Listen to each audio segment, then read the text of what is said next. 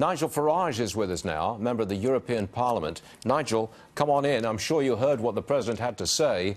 One of the centerpieces was immigration and the need to uphold national borders. That's your line, Nigel.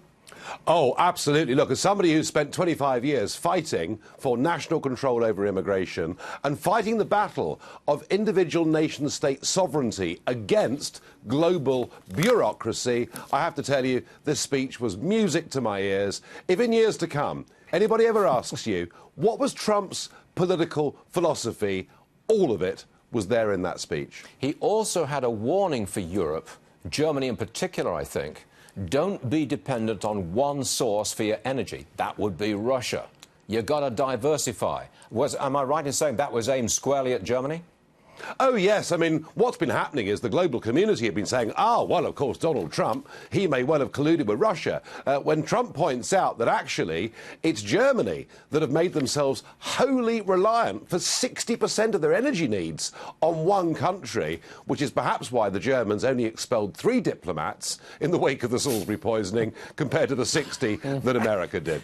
You like what the President had to say. But what about other Europeans? I can't imagine that they will be very happy with President Trump. Well, no. The big flashpoint, of course, is going to be Iran. Now, on the very day that Trump lays out before the UN, all of his criticisms of Iran, of their sponsorship of terrorism, of all the terrible things that they've done, this very morning, Mrs. Mogherini, who is the unelected, of course, but the foreign minister of the European Union, she's been saying that the European Commission will facilitate better trade with Iran. So this is the big dividing line between the European Union and between America, and Trump laid his position out there very clearly indeed. OK, you liked it. OK, you really liked it. I mean, you really liked it.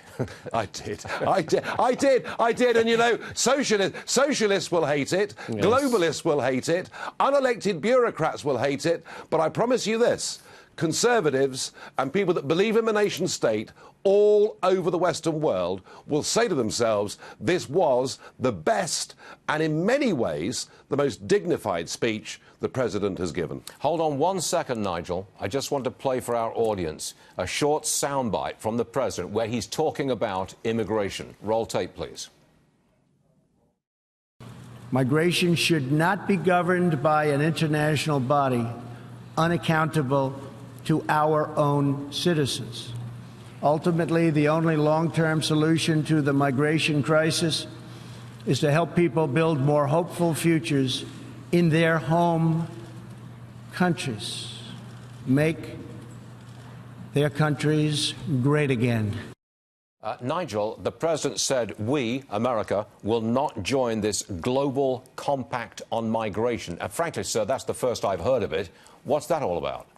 Oh, yes. I mean, the UN have had this global compact on migration, basically saying that we should all accept our fair share, by which they mean some sort of bureaucrat-derived quota of migrants from Syria, the Middle East, or wherever else it may be. And what you've seen right across the West are the left of politics saying, what a wonderful idea. Isn't it great that the UN will decide our immigration policy? And I think that what President Trump did today was to kind of torpedo it below the waterline.